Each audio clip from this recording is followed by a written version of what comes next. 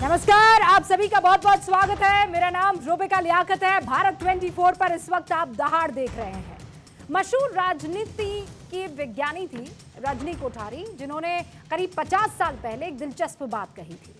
उन्होंने कहा था, caste needs politics and politics needs caste. मतलब सियासत को जाति की जरूरत है और जातियों को सियासत की, यानी राजनीति की सच्चाई जाति है, क्योंकि जाति राजनीति की ऐसी सच्चाई है जो कभी नहीं जाती।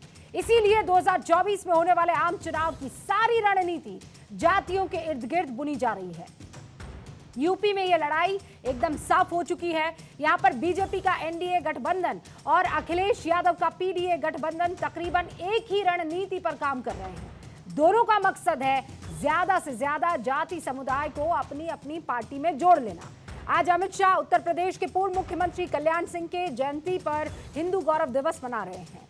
साफ है कि अब बीजेपी कमंडल के साथ मंडल को जोड़ने का, क्योंकि इससे पहले क्या होता था, कमंडल वर्सेस मंडल, लेकिन अब जोड़ने के फॉर्मूले पर काम किया जा रहा है। उधर समाजवादी पार्टी अब तक पीडीए पर काम कर रही है, यानी पिछड़ा, दलित और अल्पसंख्यक, इनको एकजुट करना।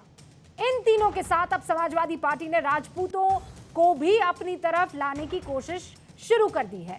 उनके लिए भी सामाजिक एकीकरण सम्मेलन आयोजित करने का ऐलान कर दिया है। अब राजनीति तोड़ने पर नहीं बल्कि ज्यादा जोड़ने पर आ गई है। इसीलिए आज दहाड़ में सवाल कि क्या मंडल और कमंडल मिलेंगे तभी 2024 में मंगल होगा? क्या मंडल और कमंडल के समीकरण से बीजेपी के लिए 50% वोट सध जाएंगे? क्या 2024 का चुनाव जातियों के इर्द गिर्द लड़ा जाएगा? जातियों के जंजाल को तोड़ने में किसी पार्टी की रुचि इस वक्त क्यों दिखाई नहीं दे रही है? पहले वार पलटवार और फिर सारे खास मेहमानों से आपका परिचय।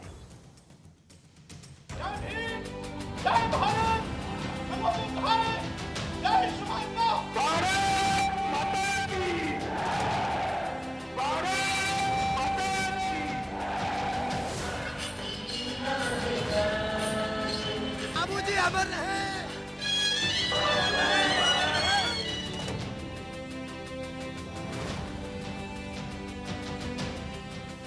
राम जन्मभूमि आंदोलन को गति देना, सामाजिक सद्भाव बिगाड़े बगैर, जातिवाद को उकसाए बगैर करोड़ों करोड़ों पिछड़ा समाज के लोगों का कल्याण।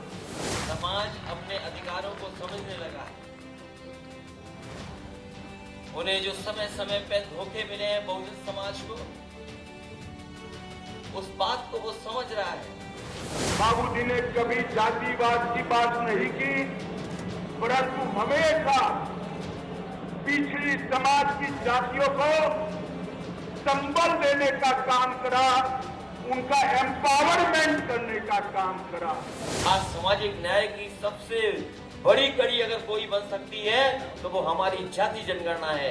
और जाति जनगणना हम लोग इसलिए चाहते हैं कि हम हर समाज के लिए कुछ न कुछ देना चाहते हैं। मोदी जी ने आज समग्र पिछड़ा समाज के उत्थान के लिए ये 9 साल के अंदर ढेर सारे काम किए। जाति जनगणना से इसलिए पीछे भाग रहे हैं क्योंकि वो जानते हैं कि आबादी में वो कुछ भी नहीं है।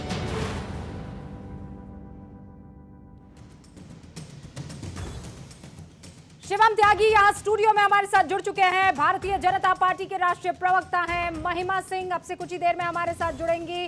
राष्ट्रीय प्रवक्ता कांग्रेस पार्टी की अनुराग भदौरिया इस वक्त आपको नजर आ रहे हैं। समाजवादी पार्टी के राष्ट्रीय प्रवक्ता है राजीव रंजन जी हमारे साथ जुड़ गए।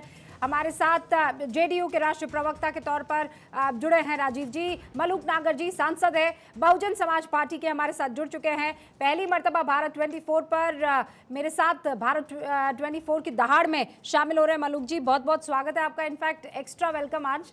समीर चौगांवकर भी हमारे साथ जुड़ चुके हैं, स्टूडियो में मुझे नजर आ रहे हैं। मैं कोशिश करती हूं कि वरिष्ठ पत्रकार समीर चौगांवकर जी यहां आकर हमारे साथ बैठ जाएं और हमारे साथ इस वक्त कांग्रेस की प्रवक्ता भी आपको नजर आ रही है स्क्रीन पर। बहुत बहुत स्वागत है। अनुराग जी, शुरुआत आपसे कर रही हूं। ओबीसी महासम्मेलन की शुरुआत माने क्या? देखिए, ये आप अच्छी तरह जानते हैं, देश में, हमारे देश में, चाहे उत्तर प्रदेश हो चाहे कहीं हो, जातियां तो हमारे यहाँ हैं भाई। मैं अनुराग भदौरिया हूं तो भदौरिया तो लिखता ही हूं। तो जो सबकी अपनी अपनी जातियां हैं और सब अपने अपने हिसाब से अपने लोगों के अपनी जातियों का सम्मेलन करते हैं, हमेशा से होता आया है। सभी अपनी जातियों के सम्मेलन करते हैं, तो इसमें बुराई क्या है भाई? ओबीसी समाज अपना सम्मेलन कर रहा है, वो अपने उनके अपने मुद्दे होते हैं, उनके अपने इश्यूज होते हैं, उनको उठाने की बात कर रहा है। और हम तो हमेशा से कह रहे हैं, हमने तो हमेशा कहा है समाज में जो पिछड़ा वर्ग है, जिसको हम पीडीए बोलते हैं, वो जिसमें पिछड़ा, दलित, अल्पसंख्यक, भाई इनके अपनी अपनी समस्याएं हैं ना। जब तक इनकी समस्याओं का समाधान नहीं होगा, मूल धारा में जब तक नहीं आएंगे, आप समाज के अंदर में भाई आप देखो कहीं ना कहीं उस समाज से उनको समाज की मूल धारा में कहाँ वो शामिल हो पाते हैं। अब दलित समाज किस तरह से समाज में रह रहा है, देखिए आप, उसको आगे लाने के लिए तो रिजर्वेशन लाया गया था जिससे कि उस समाज की मुख्य धारा में शामिल हो पाए। और यही वजह है कि आप चाहते हैं कि जातिगत जनगणना जो है वो हो जानी चाहिए, है ना, क्योंकि आप चाहते हैं कि पिछड़ों का उत्थान हो जाना चाहिए, राइट? बिल्कुल, हम तो चाहते हैं जाति जनगणना होगी तो सबको पता चल जाएगा किसकी कितनी संख्या, उसके हिसाब से आप उनकी मदद कर पाएंगे। तो आप जाति जनगणना के खिलाफ भारतीय जनता पार्टी क्यों रहती, मुझे ये नहीं समझ में आया। और बात जातियों की करेंगे, जातियों की बात भी करेंगे, जाति धर्म की राजनीति भी करेंगे, लेकिन जैसे जाति जनगणना की बात कर दो, अनुराग जी, तो ये सोशल इंजीनियरिंग तो आपने पिछले चुनावों में भी करने की कोशिश की थी ना, विधानसभा चुनावों में, उसका क्या नतीजा निकला ये तो आप भी जानते हैं अच्छी तरीके से। मुझे लगता है देश में इससे बेहतर सोशल इंजीनियरिंग तो नहीं हुई होगी। देखिए, सवाल यह है कि आपको हर चीज राजनीति के चश्मे से दिखाई देती है। आप कह रहे हैं ये राजनीति नहीं है, है, मैं कह रही हूँ चाहे बीजेपी करे कि आप करें, ये खालिस राजनीति है और इसके अलावा कुछ भी नहीं है। शिवम त्यागी, आप राजनीति के तहत ये काम नहीं कर रहे हैं, अचानक आपको कल्याण सिंह यूं ही याद आ जाएंगे। कल्याण सिंह आज याद ना आए ऐसा नहीं है। कल्याण सिंह जी तो इस भारतीय जनता पार्टी के समय पर मुख्यमंत्री रहे हैं। कल्याण सिंह जी भारतीय जनता पार्टी के मुख्यमंत्री होने के साथ साथ उनके बेटे भारतीय जनता पार्टी के साथ हैं, उनके जो पोते हैं वो भारतीय जनता पार्टी के साथ हैं। मुझे लगता है भारतीय जनता पार्टी के एक बड़े नेता वो थे, हैं और हमेशा रहेंगे। जहाँ तक जाति की राजनीति की बात है, इस देश के गृह मंत्री ने आज जो स्पीच किया उस स्पीच में उन्होंने कहा है कि बिना जाति बोध को बढ़ाए हुए पिछड़ों को आगे बढ़ाना, उनका उत्थान करना, उनके लिए बेहतर चीजें करना हमारा अधिकार है और हम करते रहेंगे। और ये क्या पिछड़ा पीडीए बना लेने से पिछड़ों का उत्थान हो जाएगा क्या? कि अपना नाम लग दिया आपने पीडीए, पीडियाट्रिक डेमोक्रेटिक अलायंस, और आप कहेंगे कि पिछड़ों का उत्थान। मुझे लगता है इस देश में सबसे ज्यादा और खास तौर पर उत्तर प्रदेश में सबसे ज्यादा अत्याचार अगर किसी ने किया है दलितों पर और पिछड़ों पर, तो मुझे तो लगता है यही है नैनो पार्टी जो समाजवादी वाले हैं। नैनो कार जितने 2-3 ही रह गए हैं ले देकर, इन्होंने ही किया है। आज जब इनको लगा है कि इनकी हालात इतने खराब है कि लोग इनकी तरफ को देखने को भी तैयार नहीं है, तो इनको अचानक दलितों की याद आ जाती है। सबसे ज्यादा दलितों पर अत्याचार समाजवादी के पार्टी के नेता कार्यकर्ताओं ने किया है। और जहां तक भदौरिया जी ने कहा कि भाई मैं भदौरिया हूं, ये तो रियलिटी है, होने को तो मैं भी त्यागी हूं, लेकिन मैं हिंदू हूं ना। मुझे लगता है उतना काफी हो जाना चाहिए, उनको भी उतना ही काफी होना चाहिए। मैं जवाब दे दूं? हाँ, आपके जवाब का इंतजार कर रही हूं। आप कब से रुकने लग गए? देखिए भारतीय जनता पार्टी का अहम देखिए, नैनो कौन सी कार, अरे भैया एक नई कार आ रही है, पता आपको, उसमें एक ही आदमी बैठ सकता है जो चलाएगा। अब वो कार वो तो अखिलेश यादव जी इस्तेमाल कर सकते हैं और तो कोई करेगा नहीं। तो है नहीं, अब आपके पास वही बची है, क्योंकि वो तो अखिलेश जी इस्तेमाल कर सकते हैं भाई, लाइक भी नहीं छोड़ रही है। वो एक आदमी वाली कार तो अखिलेश जी इस्तेमाल कर सकते हैं, वो किसी को नहीं चाहते। तो लो ना, मैं आपके बीच में नहीं बोला, अब क्या फायदा है? अभी बोलेंगे आप, अभी तो रुकेंगे भी नहीं, आपको रोकना पड़ेगा। आपके पास आने वाली है।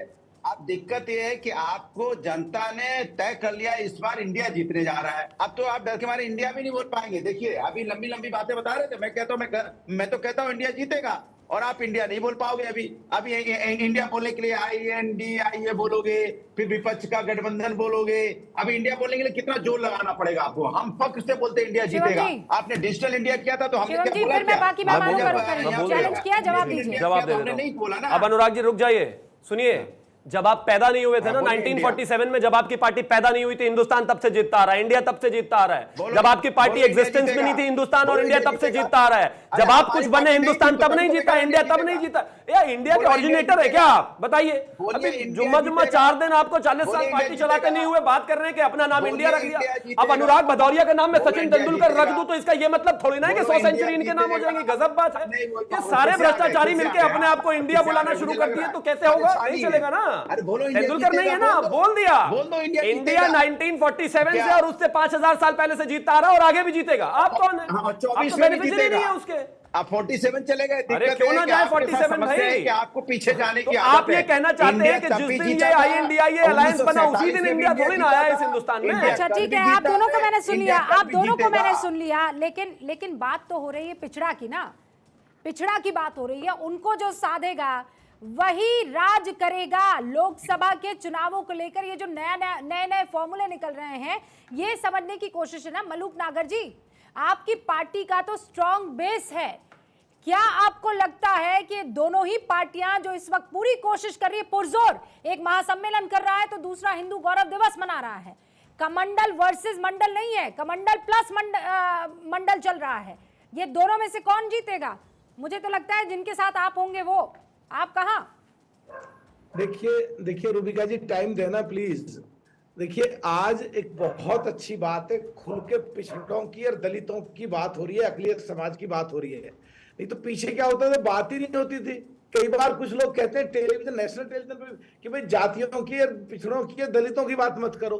आज इस देश का माननीय प्रधानमंत्री संसद में आके कहते हैं मैंने इतने पिछड़े मिनिस्टर बनाए, इतने दलित मिनिस्टर बनाए। आज माननीय गृह मंत्री पिछड़ों की बात कर रहे हैं खुल के। तो पिछले समय में वोट ले ली जाती थी, इनका कुछ नहीं होता था। तो एक अच्छी बात है आज पिछड़ों की, जिनमें जाट, गुजर, यादव, पाल, सैनी, कश्यप, सोनार, लोहार, कुमार, तमाम पिछड़ी जातियां खुल के बात हो रही है। अच्छा, दूसरा, अभी मैं आपके चैनल पे देख रहा हूं कि 42% से 45% तक दिखा रहे हैं। अभी पीछे में एक नेशनल टेलीविजन पे डिबेट में था, उसमें कह रहे थे 85% है। तो ये करीब 60% से ऊपर पिछड़े हैं और इनकी हमेशा पिछले 68-70 सालों में वोट लेते थे, इनको मिलता कुछ नहीं था। अब मैं DOPT law justice standing committee में हूं, तो आंकड़े आते हैं पीछे, तो 20%, 22%, 28% सीटें भरी रहती थी, केवल सब खाली रहती थी। आज भी आधे के करीब 60% के करीब केवल मात्र सीटें भरी हैं। आज भी बहुत सारी सीटें खाली हैं। आंकड़ों पे जाना चाहिए। स्टेज पे आके कोई कुछ भी कह दे, उससे इनका पिछड़ों का भला होने वाला नहीं है। आज की तारीख में पश्चिमी उत्तर प्रदेश में हम जाते हैं तो 4 जाति बहुत ज्यादा आती हैं, जाट हैं, गुजर हैं, दलित हैं, अकलियत समाज के लोग हैं। पिछली उत्तर प्रदेश की सरकारों में हमारे पिछड़े समाज से, जाट समाज से भी, गुजर समाज से भी और दूसरे समाजों से भी कई कैबिनेट मिनिस्टर हुआ करते थे। गुजर समाज से आज कैबिनेट मिनिस्टर 2 की जगह 1 है, और वो भी राज्य मंत्री है। तो प्रधानमंत्री नरेंद्र मोदी तो ये कह रहे हैं कि सबसे बड़ी जाति गरीबों की है। गरीब और गरीबी जो है वो सबसे बड़ी जाति है। अगर इनको साध लिया तो सबको साध लिया। देखिए, पिछड़ों में गरीब ऑटोमेटिक है, दलितों में गरीब ऑटोमेटिक है, अकलियत समाज में गरीब ऑटोमेटिक है। राजस्थान में पिछड़ों को धोखा मिला, गुर्जर समाज को वहां मुख्यमंत्री नहीं बनाया, वहां भी गुर्जर बहुत गरीब है। तो आप मुझे बताइए ना मलूक साहब, आप कहां इस वक्त? INDIA की तरफ कि बीजेपी की तरफ कि आपका कोई और फॉर्मूला? आप क्या करने वाले हैं? कुछ तो पत्ते खोलेंगे ना। BSP कहां, क्या? कुमारी बहन मायावती जी साफ कह चुकी हैं, 4 स्टेट में चुनाव होने के बाद अपना वजन, अपनी ताकत यूपी के अलावा दूसरे स्टेटों में दिखाने के बाद सोचेंगे किसके साथ गठबंधन करें या ना करें। आज जो 80 सीट सब यूपी में कहते जा रहे हैं, मैंने पार्लियामेंट में बोला जिधर हमारा 13.5% मिल जाएगा उधर 80 की तरफ बढ़ जाएंगे। महिमा जी, सुना आपने, मलूक नागर जी कह रहे हैं जिस जगह हमें 13.5% की कामयाबी, उनका डेवलपमेंट, उनका विकास मिल जाएगा, हम उस तरफ चले जाएंगे। यानी दरवाजे ना आपकी तरफ बंद है ना बीजेपी की तरफ।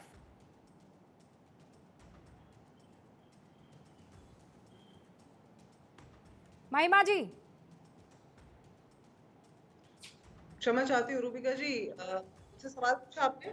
जी मैं आप ही से। देखिए, पिछड़ों को लेकर, OBC को लेकर, दलितों को लेकर जो इस वक्त बातचीत चल रही है, मलूक नागर जी इस वक्त बात कर रहे थे, वो बहुजन समाज पार्टी की तरफ से सांसद हैं और वो ये कह रहे हैं कि हम उधर जाएंगे जहां पर हमें इन दलितों का, इन पिछड़ों का कल्याण नजर आएगा। मतलब आप समझ रहे हैं, आपके लिए भी हाँ है और बीजेपी के लिए भी ना नहीं है। देखिए, सीधी सी बात थी, आज भाजपा के राज में हम आदिवासी हों, चाहे पिछड़े हों, चाहे दलित समाज हो, प्रकार के अत्याचार आज हम देख रहे हैं, और वो भी और किसी के द्वारा नहीं, कभी कहीं विधायक का बेटा आवाज ठीक होता नहीं आ है, रही महिमा जी कभी की। कहीं सांसद होता है, कहीं पार्षद होती हैं सीमा नाम। तो बहुत सारे वाकया मुझे गत 4 वर्षों के ही याद आ रहे हैं, जहां हम ये सोच कर हैरान रह जाते हैं कि जिनको जनता ने चुना प्रतिनिधि के तौर पर, वो ही दर्शन क्या लोगों बोल के क्या रहे हो? ऊपर अत्याचार पा भारतीय रहे हैं, पिछड़ों को 68 जो 70 कि साल में हक मिला उनके ना ऊपर दलितों को। उनमें आसरा ढूंढते हैं।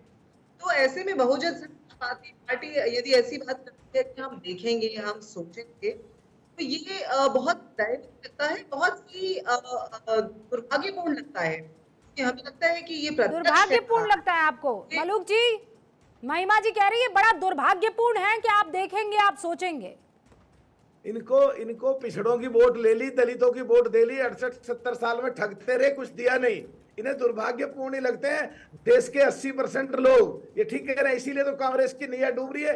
ये लेकर के बैठेंगे, इस तरीके से बातें करेंगे तो कांग्रेस को, और कांग्रेस का मजबूत होना बहुत जरूरी है विपक्ष के लिए, और विपक्ष का बहुत जरूरी है देश के लिए। नहीं तो बीजेपी वाले लोग अपनी मनमानी करेंगे और इस तरह से बात करेंगे तो कमजोर होता जाएगा विपक्ष। महिमा जी बसपा के प्रतिनिधि पहले तय कर दे वो कहना क्या चाह रहे हैं। वो तो बिन पैंदे के लोटे की तरह बात कर रहे हैं, कभी इधर कभी उधर।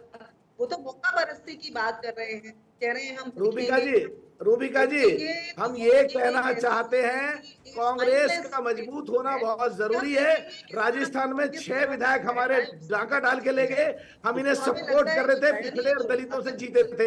मध्य प्रदेश में 7 एमएलए तोड़ के ले गए, डाका डाल के ले गए। उत्तराखंड में 3 एमएलए डाका डाल के ले गए। 10 साल सरकार मगर शर्त के समर्थन दिया और इन्होंने शोषण किया। हम ये कहना चाहते हैं कांग्रेस की सोच खत्म हो गई है। कांग्रेस को मजबूत होना बहुत जरूरी है, और कांग्रेस को पिछड़ों को और दलितों को साथ लेकर के चलना पड़ेगा, नहीं तो ऐसी मोहब्बत तो मैंने कहीं नहीं देखी है मलूक जी, ऐसी मोहब्बत तो मैंने कहीं नहीं देखी है। महिमा जी को प्लीज क्या हम फोन लाइन पर ले सकते हैं, इसलिए क्योंकि मुझे उनकी आवाज ठीक से नहीं आ रही है, वो बार बार मुझे मेरी आवाज हाँ, और एको भी कर रही है, उनकी आवाज खुद उनको एको कर रही है। प्लीज दुरुस्त कराइए ना, ताकि हम ठीक से यहाँ डिबेट कर पाए। महिमा जी आवाज आप डिबेट में दुरुस्त करा सकते हैं, लेकिन उत्तर प्रदेश के नाम पर तो उनको आवाज आती नहीं। उत्तर प्रदेश में है कहाँ, देखते कहाँ है उत्तर प्रदेश को, वो बताइए तो सही। महिमा जी जवाब अभी म्युनिसिपल का चुनाव हुआ, यहाँ की जो प्रभारी है श्रीमती सोनिया गांधी, श्रीमती प्रियंका गांधी, उन्होंने तो आने की भी जहमत नहीं उठाई। तो उत्तर प्रदेश का नाम सुनते ही तो कान बंद हो जाते हैं कांग्रेस के। भाजपा के विचार और चर्चा का स्तर उनको मुबारक। एक तकनीकी समस्या है, यदि इतना भी आत्मा जो है वो इतना परस्पर सम्मान नहीं कर सकते भाजपा के, आपने देखा था कि प्रियंका जी को वो आई थी, मैंने बात गलत बोली क्या? उनको मुबारक। रूबिका जी आज शुरुआत तकनीकी समस्या है, ये मेरे पास महिमा जी मुझे 2 मिनट दीजिए जरा। अच्छा ठीक है, ऐसा करती हूँ महिमा जी, मैं बाकी मेहमानों का रुख कर लेती हूँ, आप चेंज कर लीजिए तो बेहतर तरीके से शायद मैं आपको सुन पाऊंगी, है ना? ऐसा करते हैं महिमा जी। ऑल राइट, महिमा जी को स्क्रीन से हटाइए, वो एक बार अपना ऐप ही चेंज करें और उसके बाद हम बाकी मेहमानों से इस बीच बात करते हैं। राजीव जी, ये जो ओबीसी को साधने का इस वक्त कंपटीशन चल रहा है, और आप देखिए मतलब इसमें तो 400 प्लस लोकसभा सीटों पर असर है। मोदी सरकार में 27 मंत्री जो हैं वो ओबीसी से ताल्लुक रखते हैं, और पीएम कह रहे हैं कि गरीबी सबसे बड़ी जाति है। कौन साधेगा? देखिए, प्रधानमंत्री जी मौके के हिसाब से कभी खुद को अति पिछड़ा, कभी गरीबों का सबसे बड़ा हिमायती। वो अगर आप देखें तो पिछले 10 वर्षों जब केंद्र की राजनीति में काफी सक्रिय उनकी भूमिका जब उभर करके आई, हाँ। उनके बयान और उनका परिचय बदलता रहा। लेकिन मैं एक बात जरूर कहना चाहूँ, बिहार के मुख्यमंत्री नीतीश कुमार जी ने जब जातीय आधार पर गणना कराने की मांग की, जातीय जनगणना राज्यों में जाति आधारित गणना के नाम से कराई जाती है, हाँ। तो पहले उन्होंने केंद्र सरकार से मांग की, केंद्र सरकार ने इस मांग को ठुकरा दिया। बिहार के इस फैसले पर हाईकोर्ट की मुहर लगने के बाद आज पूरे देश में पिछड़ों को ये उम्मीद बन गई है कि उन्हें न्याय मिलेगा, और निसंदेह जातीय गणना को लेकर के भारतीय जनता पार्टी का जो चेहरा है, हाँ। अब वो पूरी तरह से बेनकाब हो गया है। हाईकोर्ट में याचिका दायर करने वाले लोग, सुप्रीम कोर्ट में याचिका दायर करने वाले लोग सब भारतीय जनता पार्टी से जुड़े लोग हैं। अब देखिए, अब सवाल ये कि उत्तर प्रदेश में कल्याण सिंह जी की स्मृति में जो कार्यक्रम है या उन्हें जो समर्पित कार्यक्रम है, कल्याण सिंह जी खुद भारतीय जनता पार्टी के पिछड़ा विरोधी नजरिए के खिलाफ किस कदर थे कि 2 बार भारतीय जनता पार्टी से उन्होंने रिश्ता तोड़ा और 2 बार फिर वहां की परिस्थितियों के हिसाब से उन्हें जुड़ना पड़ा। लेकिन जिनको ये गौरव हासिल है, उत्तर प्रदेश में भारतीय जनता पार्टी का एक विराट और व्यापक आधार बनाने में कल्याण सिंह जी की जो भूमिका थी, उसको बराबर भारतीय जनता पार्टी का जो गैर पिछड़ा नेतृत्व था वो कहीं ना कहीं पसंद नहीं करता था। और उस दौर में चाहे उमा भारती हो, चाहे वो विनय कटियार हो, जितने पिछड़ों के मुखर नेता थे, उन सबको भारतीय जनता पार्टी ने नकारा। अब इसकी पृष्ठभूमि क्या है, मैं केवल 30 सेकंड लूंगा, आप अपने पैनलिस्ट के पास चली जाइए। ठीक है। आरएसएस के नेतृत्व का शीर्ष क्रम आज तक ब्राह्मणी नेतृत्व है, एक बार ठाकुर प्रमुख लोग। कभी कोई पिछड़ा या दलित आरएसएस के शीर्ष पर नहीं पहुंचा है। भारतीय जनता पार्टी के मंत्री परिषद में आज जमीनी सच्चाई है तो मंत्री दिखेंगे, और कोई भी सरकार बनेगी वो पिछड़ों की जो नुमाइंदगी है उसको नकारने की स्थिति किसी की नहीं है। मैं सवर्ण हूं, लेकिन मैं मानता हूं कि पिछड़ों के साथ जो बेईमानी हुई है, जो दोहरे मानदंड अपनाए गए, उसकी भरपाई करना आज सिस्टम की जवाबदेही है। और भारतीय जनता पार्टी के नेता जो जन्म से सवर्ण है, उन्होंने खुद को पिछड़ा घोषित कराया बतौर मुख्यमंत्री के कार्यकाल में। मन में सवर्ण है, लेकिन मजबूरी है दलितों को और पिछड़ी जातियों को साधना। बड़ा आरोप लगा रहे हैं आपके ऊपर राजीव रंजन जी। शिवम त्यागी, जवाब दीजिए इसका।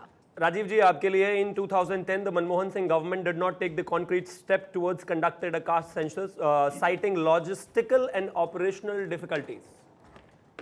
जिस व्यक्ति को आप अपनी सरकार में उप मुख्यमंत्री बनाए बैठे हुए हैं, उनके पिताजी उस समय कांग्रेस के साथ थे, तब आपको दलित पिछड़ा अति पिछड़ा याद नहीं आया? जब कांग्रेस कास्ट सेंसस का डेटा आउट करने के खिलाफ थी तब तो उनको याद नहीं आया? आज आपकी सत्ता, आपकी जो कुर्सी है ना, प्लीज अब बीच में राजीव जी प्लीज बीच में नहीं, मैं नहीं बोला ना, नहीं, मुझे समझ में नहीं आता कि जब आप बोल रहे थे, रुबिका जी ने बीच में बोलने की कोशिश की तो आपने रोक दिया। अब मैं बोल रहा हूं तो आपने बोलना शुरू कर दिया। नहीं, आप रुक जाइए राजीव जी, पहले उनको बोलने दीजिए, मैं आपको मौका दूंगा। ठीक है राजीव जी, जब आपको याद नहीं आया इस बिहार का दलित और पिछड़ा या फिर देश का, लेकिन आज जब आपकी कुर्सी जिसके चारों के चारों जो डंडे हैं वो दूसरों के ही हैं, अपना तो कुछ बचा ही नहीं है, हालात खराब है, टैली ऑल टाइम लो पर है चीज की, और पता है कि राजनीतिक जो स्तर है वो खत्म हो चुका है पार्टी का, तो आज आपको सब पिछड़े और दलित याद आ गए। और मैं तो कहता हूं, मेरे देश के प्रधानमंत्री ने कहा ना, जब आपको कहा जाता है कि 27 मंत्री ओबीसी कोटा से, तो आप कहते नहीं ये कोई बहुत बड़ी बात थोड़ी ना है। जब आपसे कहा जाता है कि देश की राष्ट्रपति जो है आदिवासी समाज से, नहीं ये कोई बहुत बड़ी बात थोड़ी ना है। जब कहा जाए कि उससे पहले भी दलित राष्ट्रपति थे, नहीं ये कोई इतनी बड़ी बात थोड़ी ना है। फिर क्या बड़ी बात है? गरीबों को क्या उत्थान किया आपने, बताइए ना। एक जाति है गरीब, और अगर इस बात को कहा जा रहा है कि वो कहीं पर भी है उसका उत्थान होना चाहिए, तो उसमें बुराई क्या है? और कोई भारतीय जनता पार्टी कहीं पर भी कोई एप्लीकेशन नहीं कर रही है कि आपकी कास्ट सेंसस रुके। और भारतीय जनता पार्टी बिहार का स्टेटमेंट आपने देखा, उन्होंने कहा कि हम इसके समर्थन में, लेकिन ये मुझे तो बात लगता सत्य है कि जाति एक ही है, वो है गरीब, उनको बेहतर करना है। 2 और मेहमान हैं, आप इसका जवाब दें। उससे पहले अरुण राजभर हमारे साथ जुड़ चुके हैं, वरिष्ठ पत्रकार समीर जी यहाँ पर हमारे साथ बने हुए हैं। अरुण जी, मुझे लगता है आपसे बेहतर तो कोई नहीं होगा। आप तो हर दरवाजा खटखटा चुके हैं, हर कमरे में आप जा चुके हैं, हर पार्टी से और हर गठबंधन के साथ आपका साथ रहा है। सच्चाई बताइए, क्या आपको लगता है कि इस सरकार ने दलितों का, पिछड़ों का, बाकी जो पिछड़ी जातियां हैं उनका उत्थान किया है? अरुण जी, नहीं, इस मामले में भी लीडर है जेडीयू वाले ही, वैसे ये बात जेडीयू पर ज्यादा अच्छी जाती है। के लिए जाते हैं। आदरणीय राजीव रंजन जी बैठे हैं, बिहार के आते हैं, और बिहार के 25 जिलों में राजभर, राजवंशी, राजवार समाज लंबे समय से 40,000, 50,000, 60,000 आबादी में रहता है, लेकिन नौकरियों में 1% छोड़ दीजिए, एक विधानसभा के किसी एक तहसील पर या एक थाने पर एक सिपाही तक आज तक पोस्ट नहीं करा पाया, और राजनीतिक भागीदारी एक जिला पंचायत सदस्य तक बनने नहीं दिया गया। और बात कर रहे हैं कि हम जाति जनगणना करा करके हम समाज को मुख्य धारा में लाना चाहते हैं। 75 साल में आपने बिहार में क्यों नहीं इन समाज को मुख्य धारा में लाया? आज तक नहीं लाए। और माननीय ओम प्रकाश राजभर जी बिहार के 25 जिलों में कार्यक्रम करके ये देखा कि बड़ी संख्या में आबादी और बिहार के लोगों को इसके बारे में जानकारी ही नहीं है और बिहार में लोगों के साथ धोखा हो रहा है। और उत्तर प्रदेश में समाजवादी पार्टी और बहुजन समाज पार्टी 13% वोट लेकर हो रहे हैं और ये कहते हैं 8% वोट हमारे पास में है। अरे भैया 4 बार आपकी सरकार रही, आपने क्यों नहीं राष्ट्रीय पिछड़ा वर्ग को संवैधानिक दर्जा दिला पाए? आप क्यों नहीं नीट में आरक्षण दिला पाए? आप तो प्रमोशन में आरक्षण खत्म कर दिया।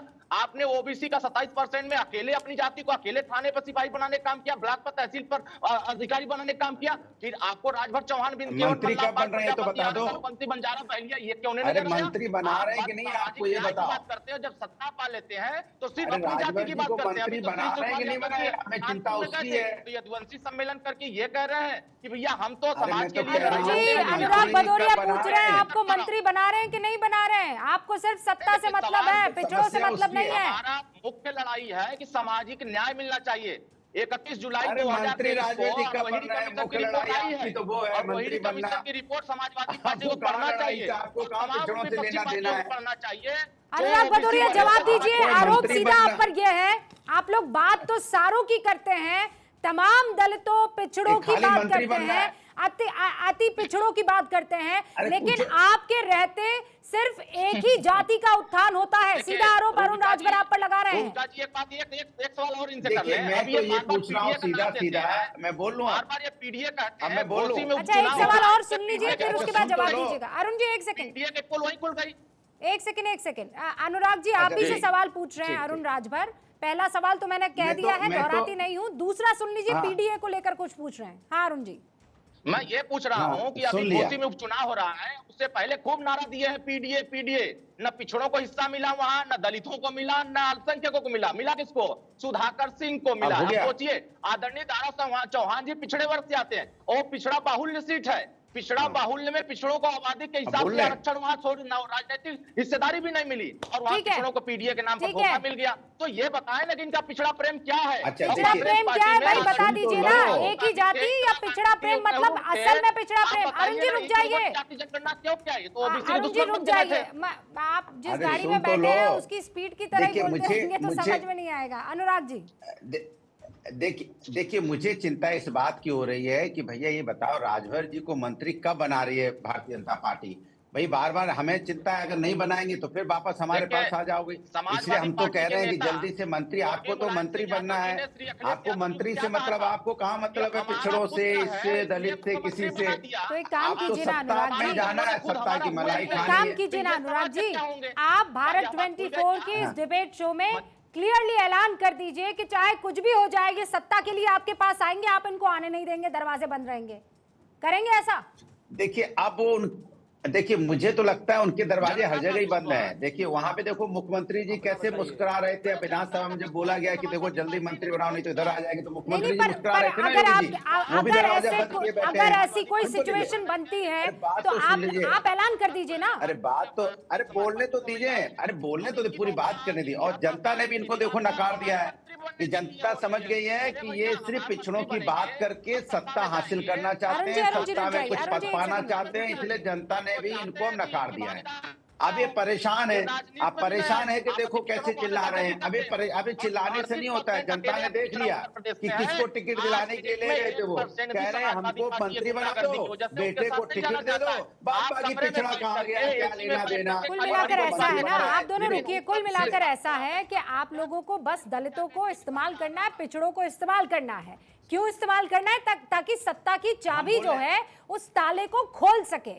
किस ताले को? वो सत्ता का जो ताला लगा हुआ है। समीर जी इसके अलावा और समझ में क्या है आप तक मुझे ये बताइए।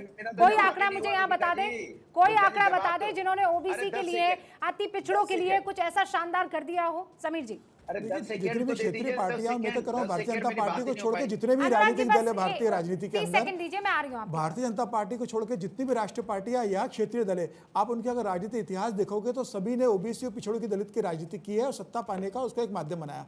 लेकिन मैं एक बात बताना चाहता हूँ कि भारतीय जनता पार्टी जो ब्राह्मणों की और पार्टी मानी जाती थी, सवर्ण वर्ग की मानी जाती थी, उसी पार्टी ने ओबीसी के लिए बहुत ज़्यादा काम किया। 2009 में जिस भारतीय जनता पार्टी को ओबीसी का 22% वोट मिलता था, वो 2019 में जाके 44% हो गया।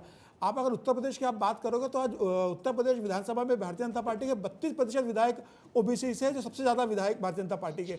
प्रधानमंत्री नरेंद्र मोदी ने अभी 15 अगस्त को लाल किले से घोषणा की थी विश्वकर्मा योजना की। 13,000 करोड़ रुपया इस योजना के लिए दिया गया, जिसके अंदर सारे धोबी है, पिछड़ा है, कुम्हार है, माली है, जितने पिछड़े और ओबीसी उन लोगों के लिए योजना शुरू करी 13,000 करोड़ के साथ, जिसमें उन्हें 2 लाख रुपया व्यवसाय शुरू करने के लिए दिया जा रहा है। तो मुझे लग रहा है प्रधानमंत्री नरेंद्र मोदी के आने के बाद सबका साथ, सबका विकास और सबका विश्वास जो सभी जातियों के लिए लागू होता था, वो प्रधानमंत्री मोदी ने चरितार्थ किया बिना किसी वोट बैंक को ध्यान में रखते हुए। और यही कारण है कि आज ओबीसी का सबसे बड़ा vote bank Bharatiya Janata party के साथ खड़ा है। भारतीय जनता पार्टी के साथ सबसे बड़ा वोट बैंक इस वक्त खड़ा हुआ नजर आ रहा है। जवाब दीजिए। मैं तो ऐसा बिल्कुल नहीं समझती हूँ रूबिका जी। जितने सर्वेज आप आज की तारीख में देखें, उसमें मैं ये देखती हूँ कि दूसरी पार्टीज को अभी हाल में मई के महीने में आपको पता है CSCS का सर्वे हुआ था, या दूसरे में जहाँ भाजपा को 2% की बढ़त मिलती हुई दिखी, वहाँ कांग्रेस को आपने देखा है 10% से ज्यादा की बढ़त मिलती हुई दिखी। ये मई की बात मैं कर रही हूँ। और आज तो इंडिया समूह साथ आ गया है। आज तमाम वो पार्टियां जो भाजपा की इन दलित विरोधी, गरीब विरोधी नीतियों के खिलाफ कार्य करेंगी, जो शक्तियां, वो सब साथ आ गई है। तो मैं समझती हूँ कि आज जनता का विश्वास और बढ़ रहा है। उत्तर प्रदेश में तो ये सारी पार्टियां आपके साथ पहले भी आई थी ना, 2 छोरे आए थे, 2 लड़के आए थे, मायावती भी आ गई थी, साइकिल पर भी आप लोग सवार हो गए थे। ये सब तो आपने पहले से ही किया, कुछ नया तो है नहीं। इंडिया ब्लॉक, आई अंडरस्टैंड कि पैन इंडिया एकदम नया है, लेकिन उत्तर प्रदेश में तो ये फॉर्मूला आप अपना चुके हैं। महिमा जी, आप छोरे लड़के कह रही हैं रूबिका जी, मैं समझती हूँ जनप्रतिनिधि हैं, नेता हैं बड़े जनता के, और मुझे लगता है कि आप नहीं Mahima ji please don't take me otherwise. नहीं महिमा जी, नहीं वो उत्तर प्रदेश में ना महिमा जी प्लीज ऐसे मत कीजिए। महिमा जी नो यू नो मी महिमा जी प्लीज एक सेकंड प्लीज। ये जो वहाँ की लोकल लिंगो जिस तरीके से बोलते हैं ना, 2 छोरे आ गए हैं, 2 लड़के आ गए, ये ऐसा मेरे कहने का मकसद था। प्लीज आपके नेता हैं, मैं किसी कीमत पर आपके नेताओं का या किसी भी नेता का ऐसे अपमान नहीं करना चाहूंगी। Please I want to make it clear. बिल्कुल, आप बहुत सुलझी हुई वरिष्ठ पत्रकार हैं, और इसीलिए मैं इस बात में आगे जोड़ते हुए ये कहना चाहूंगी कि देखिए, गठबंधन, गठजोड़ राजनीति के जो खेल के दांवपेच हैं वो चलते रहते हैं, चलते रहेंगे। लेकिन बहरहाल जो सर्वेज हैं जो मैंने आपको बताया, वो सर्वेज के अंदर जो बढ़त दिखाई दे रही है भाजपा के विरुद्ध, वो इसीलिए दिखाई दे रही है क्योंकि पिछले 10 वर्षों में इस देश ने देख लिया है कि हाथी के दांत खाने के और दिखाने के और। जहां दिखाने के लिए हमें एक तरफ योजनाएं दिखाई दे रही हैं, हमें दिखाई दे रहा है कि तो हाथी का नाम मत लीजिए ना, कहा जा रहा है हमारे डिस्कशन में भी एक हाथी है। वो दलितों के लिए काम कर रही है, पिछड़ों के लिए, आदिवासियों के लिए काम कर रही है।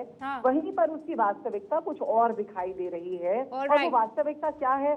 एक विवेकानंद नाम का लड़का उस नाम पर लांछन लगाता है, और वो कौन है? वो एक विधायक का बेटा है।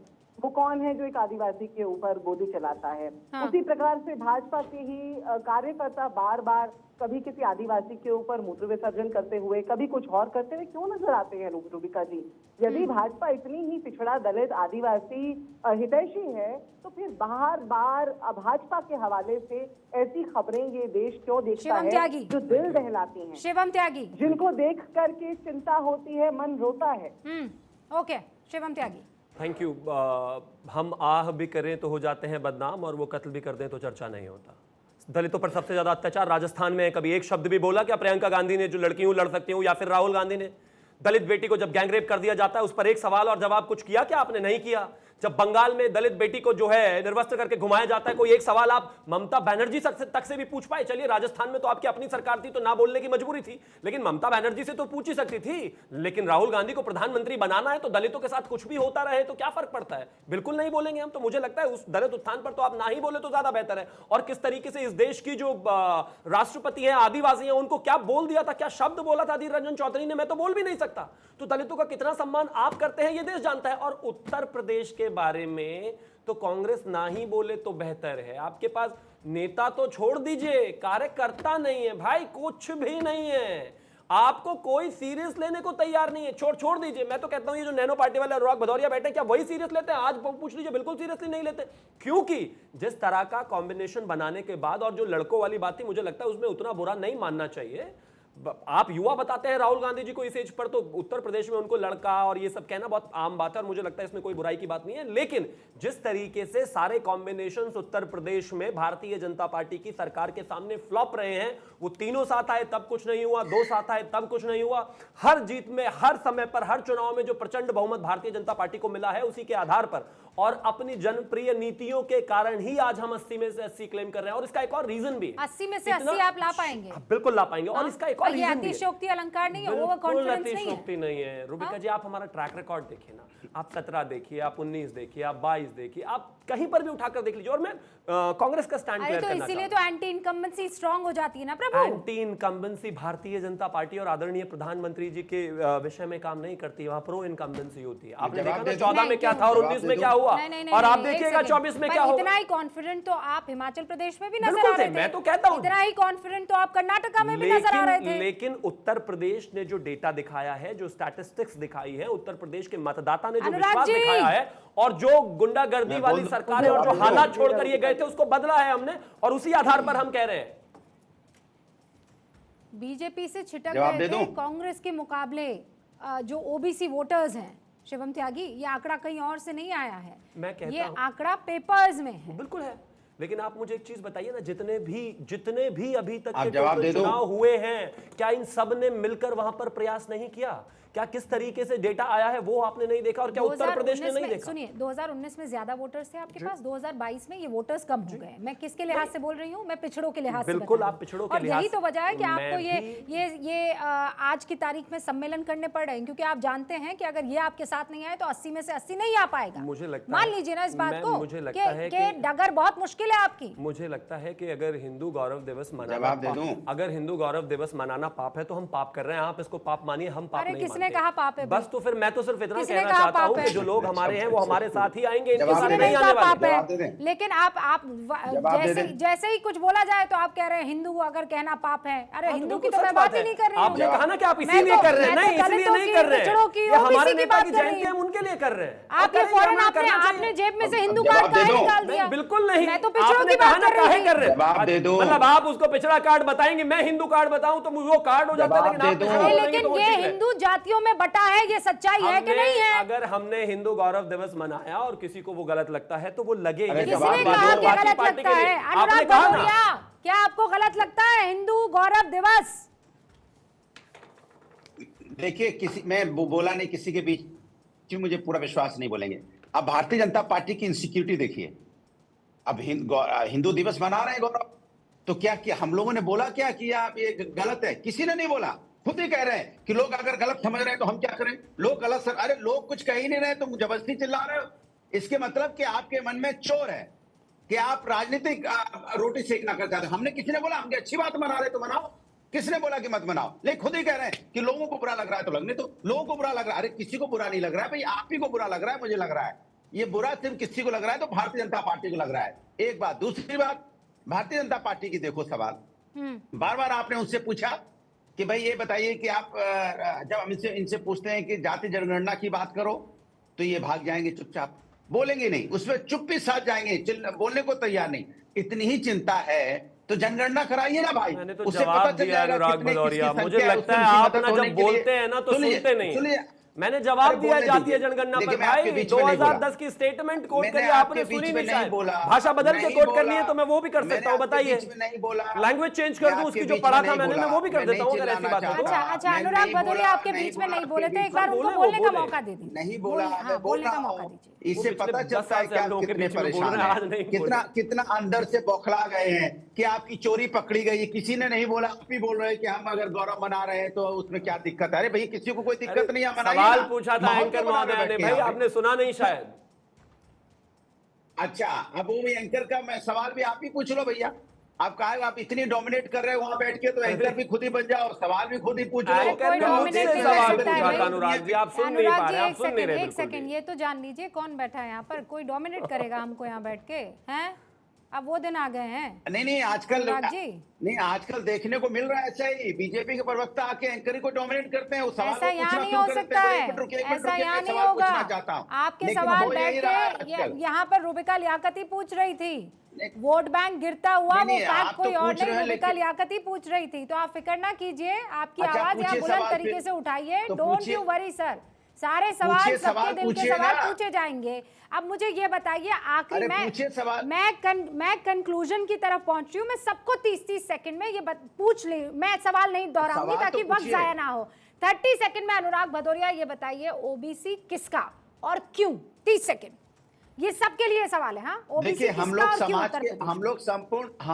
लोग संपूर्ण समाज के विकास की राजनीति करने वाले लोग हैं, और हम समाज में हमेशा से राजनीति की बात की है और विकास की राजनीति की बात की है। ये जाति धर्म की राजनीति अगर कोई प्रदेश में और देश में करता है तो भारतीय जनता पार्टी करती है। हमने मेट्रो क्या जाति देख के बनाई कि मेट्रो पे कौन बैठेगा? हमने एक्सप्रेस वे बनाया इसलिए बनाया कि ये लाइन किसकी होगी। हमने 100 डायल बनाया है तो उसमें सभी कॉल करते हैं ना। स्टेडियम बनाया तो सभी लोग देखने जाते हैं ना। रिवर फ्रंट बनाया तो सभी लोग घूमने के लिए जाते हैं ना। हमने लैपटॉप दिया तो कोई जाति धर्म देख के थोड़ी दिया, सभी को दिया। हम तो विकास की राजनीति करने वाले लोग हैं। भारतीय जनता पार्टी जो है सिर्फ जाति धर्म के अलावा इसका कोई काम नहीं है। बीजेपी जो सड़क बना रही है उस पे क्या हिंदू ही चलता है क्या? बाकी सब नहीं चलते हैं? वो जो स्टेडियम बना रहे हैं उसमें सिर्फ जो है हिंदू जाते हैं, बाकी और जाति नहीं जाती। ये क्या बात हुई कि वो बनाया तो सबके लिए बनाया है? 30 सेकंड, शिवम त्यागी 30 सेकंड आपके। Thank you. Bharatiya Janata party का एजेंडा बहुत क्लियर है। इस देश के प्रधानमंत्री ने कहा है कि सबका साथ, सबका विकास, सबका प्रयास, सबका विश्वास। उसी के तहत हम चल रहे हैं। जहां तक बात गरीबों की एक जाति की है, बिल्कुल वो एक जाति है, उसको हमें बाहर निकालना है, उसको हमें बेहतर करना है, उसी पर हमें काम करना है। उसके अलावा जाति की राजनीति हम नहीं करते। बात बहुत साफ है, हम तो उत्थान की बात करते हैं और उसी उत्थान को लगातार आगे लेकर जाएंगे। जहां तक बाकी पार्टियों की बात है, इस देश में उत्तर प्रदेश के बारे में सब अच्छे तरीके से जानते हैं। जो पार्टियां बनी ही जाति के नाम पर है, अगर वो ये आकर कहें कि हम जाति की राजनीति नहीं कर सकते, पार्टियां अपने परिवार से बाहर नहीं निकल पाई, जाति तो छोड़ दीजिए, और जिस जाति से निकली उस जाति का भी उत्थान नहीं कर पाई। मैं मानता हूं भारतीय जनता पार्टी एकमात्र ऐसी पार्टी है जो सबकी बात करके पिछड़ा किसका क्यों? मालूक जी। हेलो, देखिए रूबिका जी, ये बहुत अच्छी बात है। आज पिछड़ों की और दलितों की बात हो रही है। 68-70 सालों से वोट ले ली जाती थी, इनकी बात नहीं होती थी। इसका तो हम स्वागत करते हैं। अभी आपके चैनल पे चल रहा है कि पश्चिम उत्तर प्रदेश में 16% पिछड़े हैं, तो पिछड़े 16% नहीं, 60% से ज्यादा हैं। तो इसीलिए जातियों की जनगणना होनी चाहिए, जिससे इन जातियों को जो पिछले 68-70 सालों से न्याय नहीं मिला, महरूम रह गई, जिससे इन्हें इनका न्याय मिल सके। और कुमारी बहन मायावती हमेशा पिछड़ों की, दलितों की, कमजोरों की, गरीबों की बात करती रही है। हमारे साथ काफी सर, ये जो सवाल आपने पूछा है समीर साहब, क्या जातिगत जनगणना होनी चाहिए कि नहीं होनी चाहिए? मालूक नागर कह रहे हैं अब बात हुई है तो गिनती भी हो जानी चाहिए। देखिए, जातिगत जनगणना में भारतीय जनता पार्टी को कोई दिक्कत नहीं है, भारतीय जनता पार्टी से समर्थन में। लेकिन फिलहाल ऐसी अभी स्थिति नहीं है, इसमें समय लगेगा जातिगत जनगणना करवाने के अंदर। वो केंद्र जब नीतीश कुमार और तेजस्वी यादव प्रधानमंत्री नरेंद्र मोदी से मिलने गए थे और जातिगत जनगणना की मांग की थी, तब मोदी जी ने बहुत स्पष्ट कहा था कि जातिगत गणना करवाने में कोई हर्ज नहीं है, लेकिन इसका भी ये समय नहीं है। समय नहीं है महिमा जी, समय नहीं है। जातिगत जनगणना तो बहुत पहले हो चुकी है रूबिका जी। कांग्रेस के दौर में जब वो सेंसस कराया गया था, जिसका डेटा आज तक बाहर नहीं किया है, भाजपा ने 4300 करोड़ रुपया भारत के टैक्स पेयर्स का उसमें गया, और हम बार बार गुहार लगाते हैं वो डेटा बाहर करें, पर ये लोग करेंगे नहीं क्योंकि इनकी नीयत नहीं है, मंशा नहीं है। जैसा मैंने पहले कहा था, हाथी के दांत खाने के और दिखाने के और। तो यहाँ पर ये जितनी बड़ी बड़ी बातें कर रहे हैं, उन्हें तौलने के लिए एक ही तराजू काफी है, वास्तविकता का तराजू। उस वास्तविकता के तराजू में मुझे कहा जा रहा है वक्त की कमी है, वक्त की कमी है, इसीलिए मैं दोबारा आपके पास नहीं आ पाऊंगी। राजीव जी, 20 सेकंड में, क्या जातिगत जनगणना आपको लगता है बीजेपी के लिए सही समय नहीं है, या इसलिए नहीं क्योंकि अभी मौका और दस्तूर नहीं है? देखिए, मौका या दस्तूर का सवाल नहीं है। वोट तो चाहिए, लेकिन उनके कल्याण की उनको परवाह नहीं। और ये अवसर उनके पास था जब 2011 के की जनगणना के बाद जब वो सत्ता में आए, तो जातीय आंकड़ों को छोड़ करके बाकी आंकड़े सार्वजनिक किए। दूसरी बात, गरीबों की बात करते हैं, उन्हें इस देश के कुल संपत्ति में 50% लोगों की जो हिस्सेदारी है वो केवल 3%। ये जो संपत्ति जिस तरह से कुछ मुट्ठियों में सिमट कर रह गया है। 5% लोगों के पास आज 40% संपत्ति। लेकिन राजीव जी, और नरेंद्र मोदी जी के समय में नरेंद्र मोदी जिनका आप जिक्र कर रहे हैं राजीव जी, वो ये कह रहे हैं कि मैं पूरा कॉन्फिडेंट हूँ कि जो लाभार्थी हैं वो सबसे बड़ा वोट बैंक उभर कर आएंगे। अब ये लड़ाई बड़ी दिलचस्प और इंटरेस्टिंग है। आप सभी का बहुत बहुत शुक्रिया। आप देखते रहिए भारत 24।